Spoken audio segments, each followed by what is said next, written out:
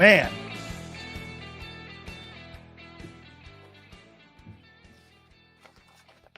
I'm really disappointed in what I found out today, talking to Frank Reich and how you guys do business in your coaching staff.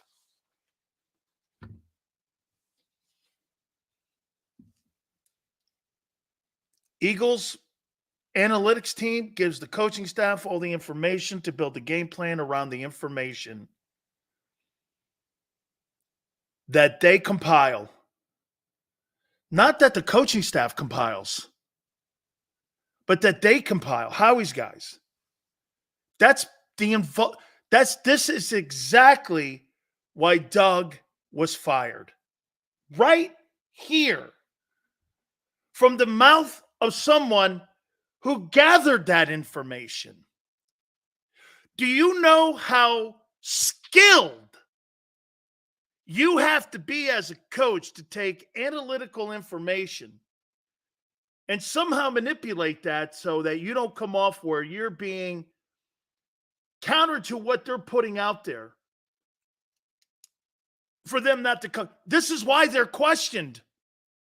This is why Peterson and everybody was questioned, because they go off script. Dude, this is incredible.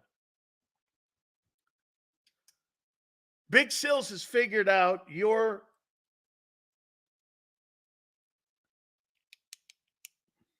preparation for Sundays. Nobody in that city did, because nobody really had anybody in the building that would talk.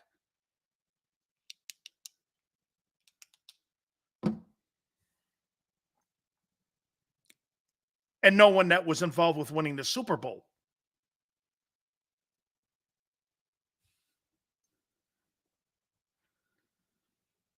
There it is.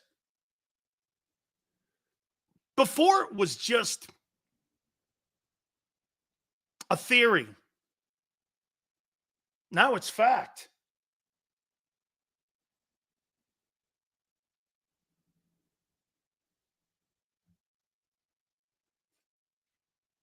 Again, I want to be very clear here, though. I don't think that this is just a Philadelphia Eagle thing. I think this is a league thing. I think the league across the board, this is how they run it. This is why you see game plans. You question what's going on in Los Angeles with the Chargers. You have had, get this, think about this.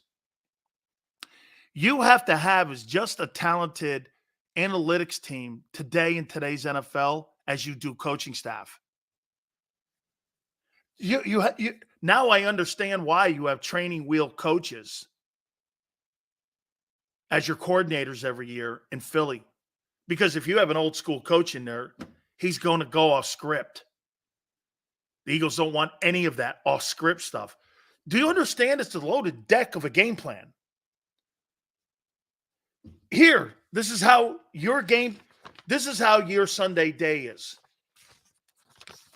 Nick Sirianni gets the active roster on who's going to play. All the information that the analytics team gave you. So in theory, who built the game plan? The coaching staff, off the information that they were given. It's a loaded deck. Who had control of the roster? Technically the coach. But the names were given. That's a lot of involvement. Now I know why Doug is answering questions for wins on Monday morning when you beat someone 17-14. Do you know what they were questioning? Why didn't you follow the analytics that we gave you and told you? The game would have been easier. Those were the conversations that they were having with Doug Peterson. They don't have those conversations here. Because Nick's not going to fight back.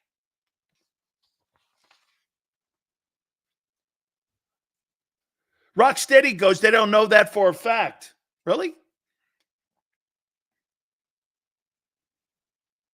They don't know that for a fact. You hear Rocksteady? These are the words of the offensive coordinator of your Super Bowl. But You don't know that. I didn't know that. No, you're right. I didn't.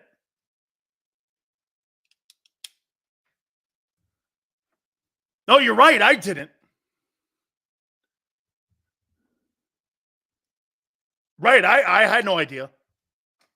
None. It was just theory that was told to me.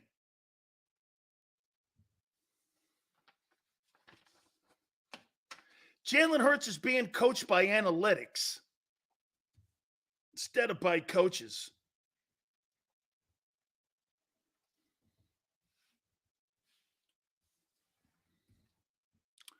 Rick Gosselin, Dallas Morning News, will join us. Also, Talk of Fame Network, Pro Football Hall of Fame voter. You guys can make your case for Eric Allen at the bottom of the hour. You see, Stephen A. said the loss to the Niners delegitimized our ass as NFL NFC champions last year. Really? That's like saying us beating KC delegitimized their Super Bowl. Warrior. Well, here, why don't you just throw this then? Hey, Stephen A. Smith, you know that world championship that LeBron James won, the Disney Cup, where everybody was quarantined in Orlando? You should put an asterisk on that. Or the Dodgers that won the World Series? Put an asterisk on that. Didn't have to travel, didn't have to do anything. So that Disney World World Championship that the Lakers won, is that thing have an asterisk on it? You didn't have to travel. You stayed in one room. You stayed in one place. Not really you didn't really have to do all the traveling that you had to do.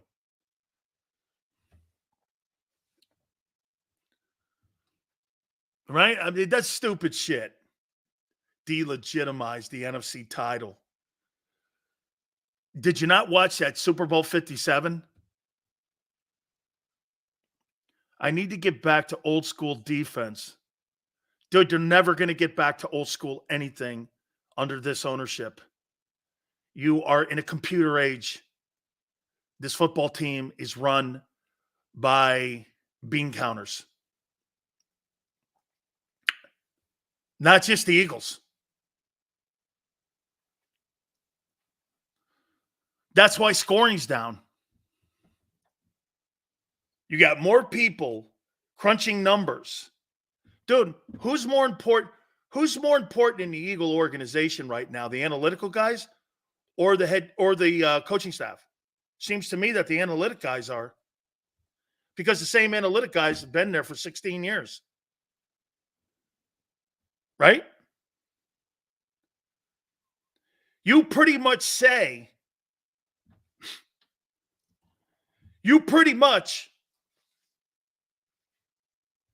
have the same analytical guys, different coaching staff.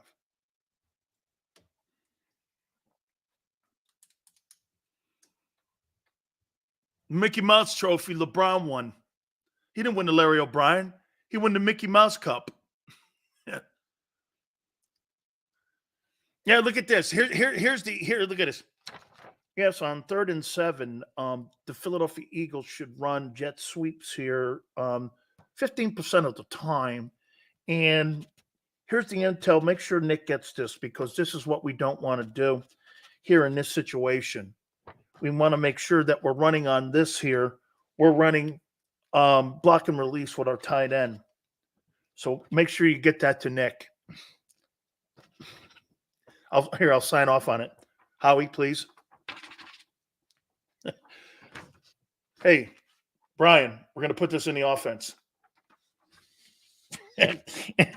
That's some game plan. I got these 5 plays that I got from the analytics guys. Keon goes, he never told you that.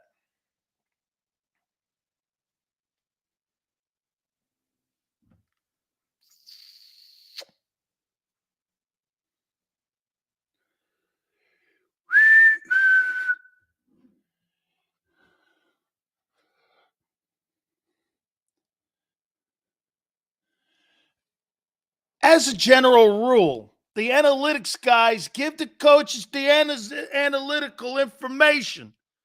The coaches take all the actual information, build the game plan around it. At least that's the way it was done when we won the Super Bowl.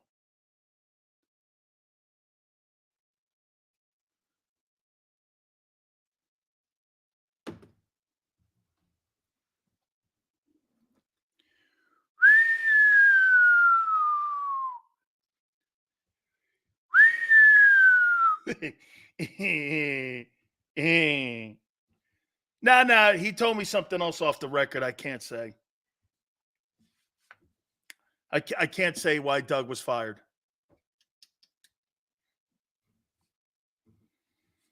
There was a no. My friend of 45 years, I'm not going to do that. So I'm leaving that alone.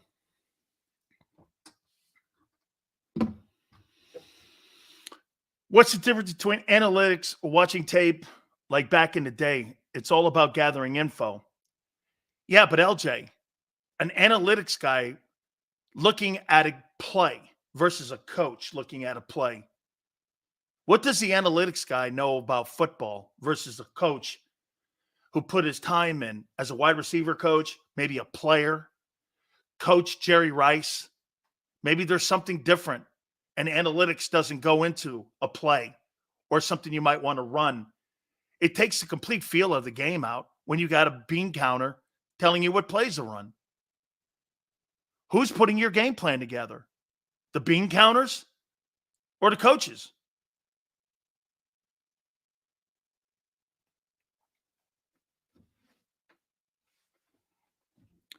Doug lost last night, and you were destroyed Sunday.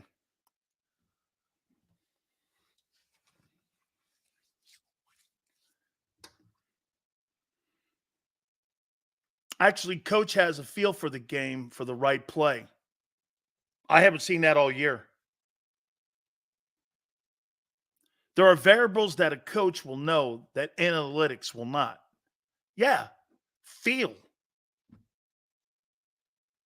That's the one thing that's been missing, a feel for the game. I'll tell you this one thing about Mike McCarthy.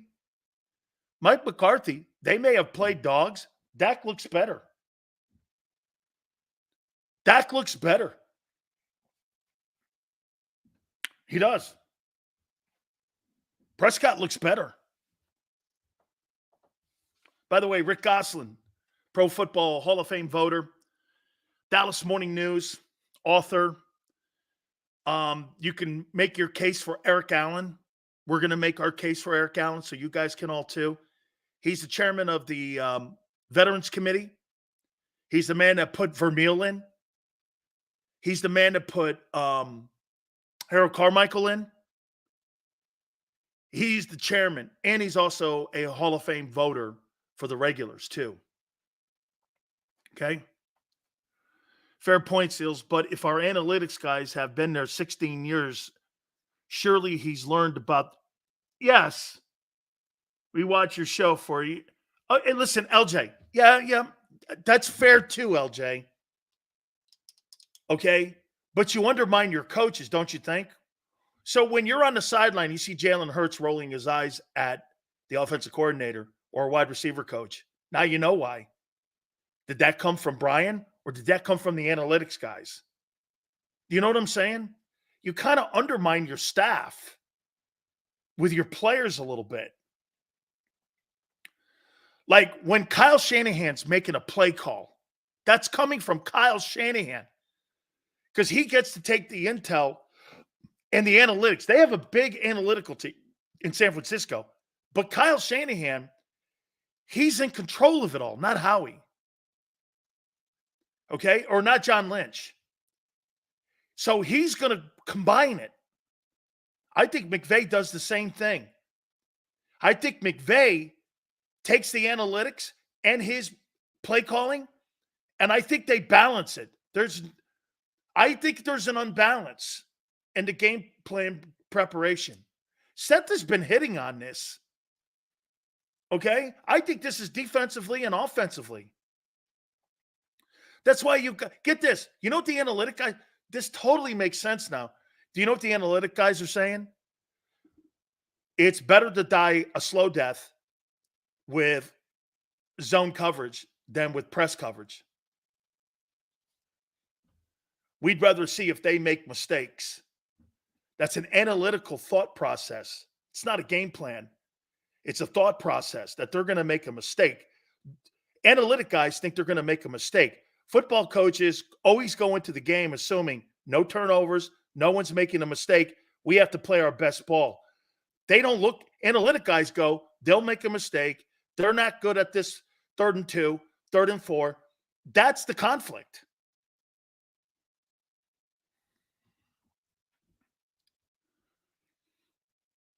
Okay. Who game plan not to tackle Debo all game? That's a talent issue. That's your analytical guys brought in.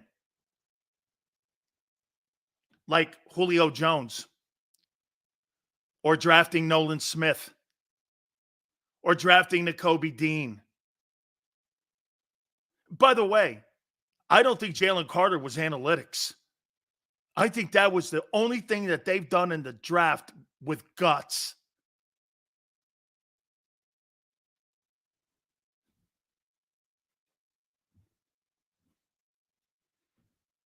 You had a guy that was involved in someone being killed. That's nothing analytics.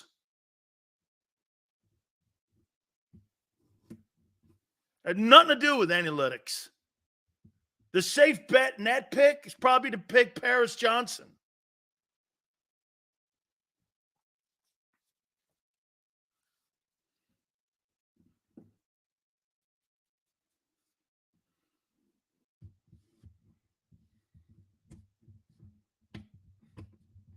Man, a little disappointed.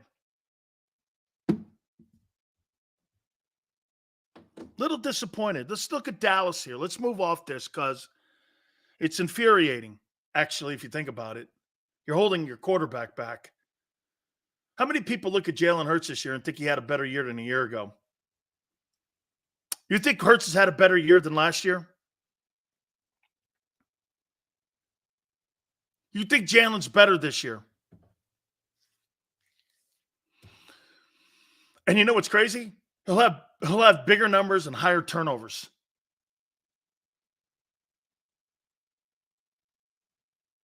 If you notice, Keon will be the only person in here that will say Jalen had a better year. Everybody else with a common sense and a brain didn't, and he's not. Okay? I mean, look at the turnovers. And in a big game against San Francisco, he wasn't very good. Jalen hasn't been that hot in the last 3 weeks. He's been really great in moments, not for full games, because the coordinators are all over the place with him. Okay? He's uncomfortable in the pocket, correct. They don't run the RPOs any longer. Get this. So LJ goes, he looks more comfortable, more confident in the pocket, but the numbers are lower. I still think he struggles a little bit, LJ, in the blitzing and picking up blitzes. He is more comfortable in the pocket. Agreed. But I think the lack of a power running game has hurt them. It hurt him. Hurt him. Okay? Make your point, Sills. Before this season, turnovers didn't matter to you. What changed? I didn't say that the turnovers didn't matter to me. I say if you're going to throw that high volume of passes, the turnovers, if you have 15 turnovers and you're throwing the ball 600 times, 650, that number is going to double from what he did a year ago. But now what's happened is the completion percentage is coming down, and he's not completing it at a high clip any longer. If you look at his passing numbers, they've come down, and his completion percentage has come down. From 68.9, he's floating around 66 now. That's just been over the last month, and it's a slow progression of going the other way. So instead of completing 7.5 of every 10 footballs to receivers, you're coming down to 6 almost now. Okay, so you're not accurate. You're not as accurate. And with the inability to run the ball, when's the last time the Eagles had a dominant run game? Can you guys remember? When's the last time you had a dominant run game?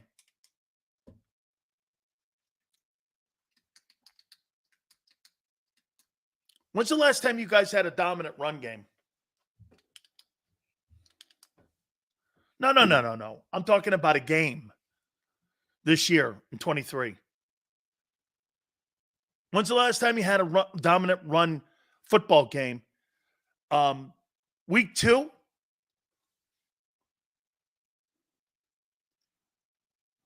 Vikings game. Was that week 2 or 3? Week 3. Well, we're heading into week 14.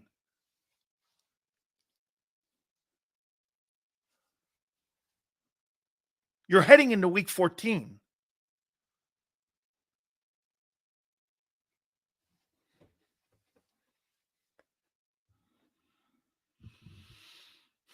What happened? RPOs, you're not running the volume of RPOs that you did a year ago. So you're telling me you haven't had a big time running game. Tampa and the Vikings. Let's just say that. Pay Jalen $50 million, make him throw 50 times a game. What are you saying? They're trying to get their money's worth in throws and attempts, right? Tampa, we put up 200. Okay, Tampa and the Vikings, right? That's kind of where you put all your rushing yards up. All right.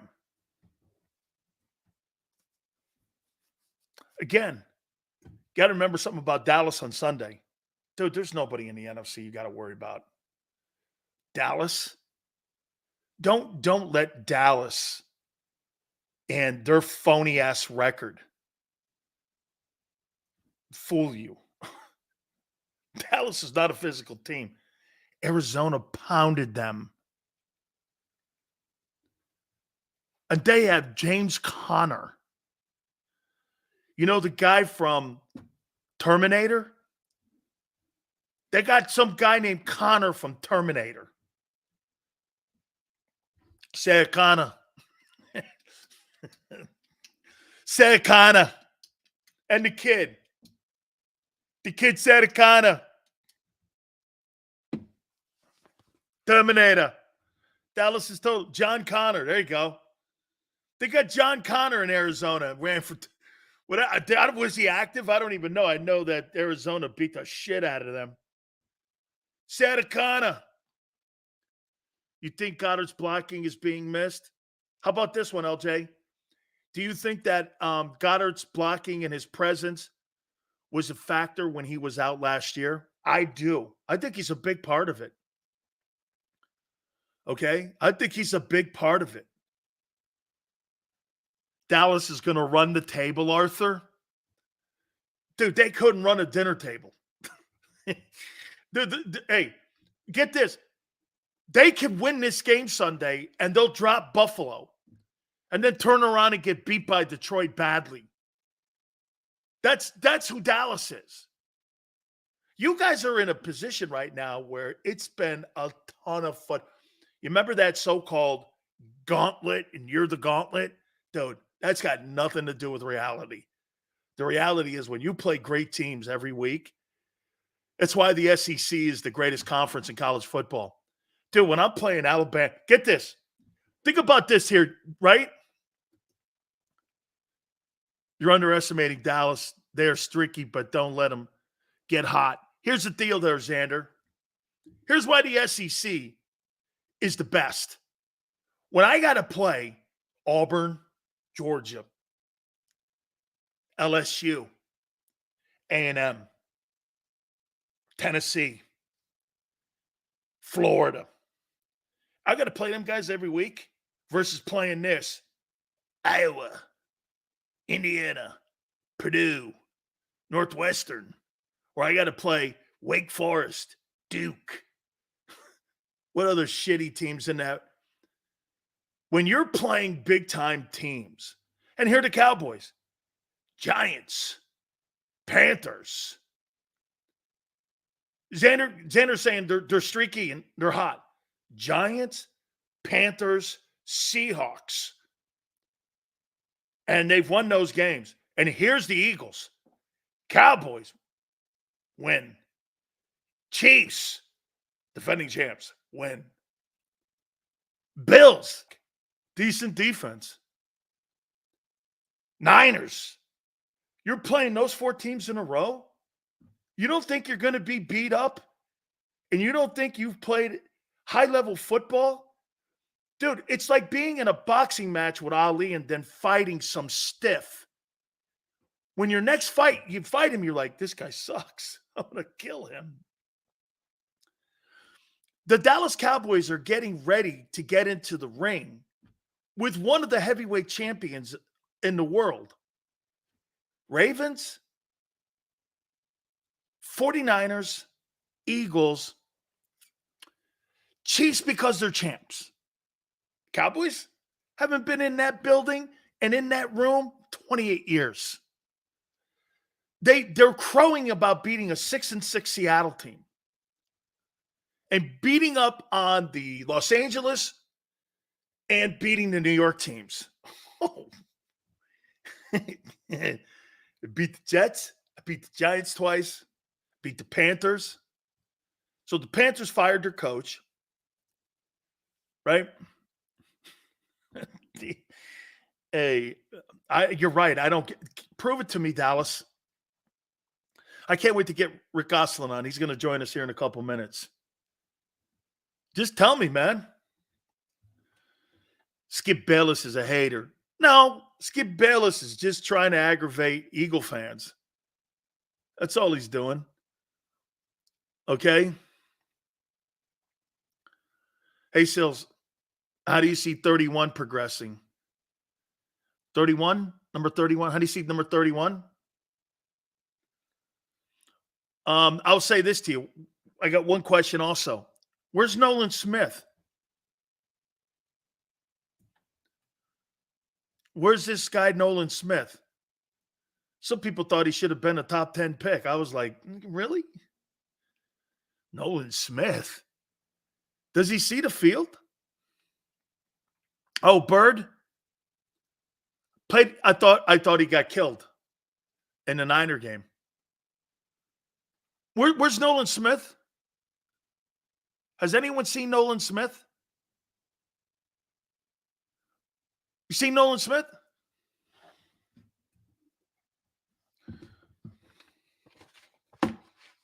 Analytics pick. I mean, at least Jordan Davis saw the field last year. Does this guy see the field? And if he does, has anyone spotted him? If the Jets had Aaron Rodgers, the Cowboys lose that game. Yes. Okay. Nolan's hanging out with Dean. Yeah. Hey, that's not a good place to be. Nolan, okay. Nolan's a tweener. Well, then find a spot for him. Figure a defense out for him then. Make a spot for him like they did Hugh Douglas. No, not time for milk carton. Not time for milk carton. Dude, 4-3, I'm giving that a chance. I'm giving 4-3 a chance. I'm giving 4-3 a shot. And I like the kid, actually. Actually, I like his attitude. I like the whole thing about him. I do it. I'm pulling for him. I want him to do well. But how do you cut Derek Barnett and not give him some of the reps? That's my question. So you feel that he is not ready to be on the field yet? What's the issue? Is it physical? Is he hurt? Is he another guy that he's just not ready and he's the 31st pick? Well, what's they're very silent on that. So Rocksteady goes, the 31st pick in the NFL draft is not ready to step on a field and have any kind of impact. Okay. Thank God for Jalen Carter. Because if it's not Jalen Carter, what guy had impact on your team this year from the draft? Actually, from the last, just interesting to see. Okay. I've been looking forward to this because I haven't talked to my good friend Rick Gosselin in a long time. And you can listen to him on Talk of Fame Network. He's also on the committee when it comes to the Veterans Committee for the Hall of Fame.